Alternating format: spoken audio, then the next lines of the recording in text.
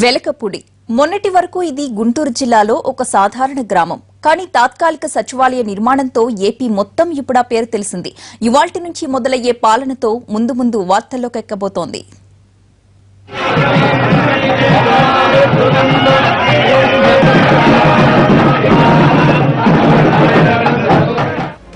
అమరావతి కేంద్రంగా ఆంధ్రప్రదేశ్ పాలన ప్రారంభమైంది.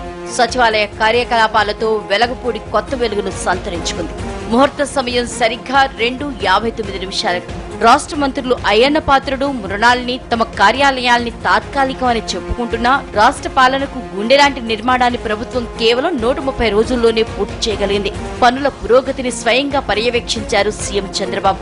ఇకపై ప్రజలకు మరింత చేరువగా ఉండే పరిపాలన జరుగుతుందన్నారు మంత్రులు. దీన్ని గొప్ప అవకాశంగా భావిస్తున్నామని చెప్పారు.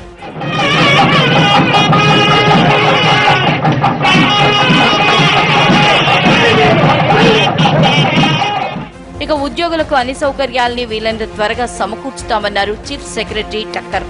తాత్కాలికంగా కొన్ని ఇబ్బందులు ఎదురైనా త్వరలోనే అన్ని సర్దుకుంటాయని చెప్పారు CS.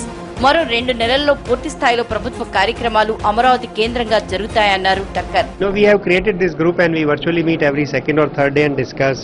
When we discuss with employees, they said women's hostel should be created, so we are creating that. We also said that other hostels can come up, people can come and operate from here. A train has already started. Bus service also we will provide. So in transition it is never easy. People have to shift, they have to come to another place. So simultaneously a good teamwork is going on. Everyone is working as a team and then there is a leader available with us as a chief minister and all of us are together. ఇక తాత్కాలిక సచివాలయ ప్రారంభోత్సవంలో ఉత్సాహంగా పాల్గొన్నారు ఉద్యోగులు. ఆంధ్రప్రదేశ్ అభివృద్ధిలో భాగస్వాములమవుతామని ప్రతిజ్ఞ చేశారు.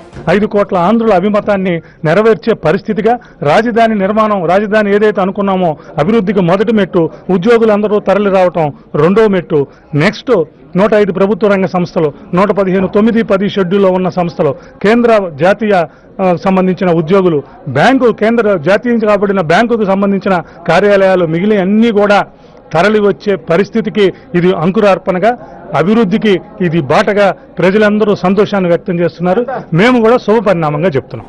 మొత్తానికి అనుకున్న సమయానికి ఎలాగైనా అమరావతి నుంచి పరిపాలన సాగించాలని పట్టుదలగా ఉన్న ప్రభుత్వం ఈ కార్యక్రమాన్ని దిగ్విజయంగా ప్రారంభించింది.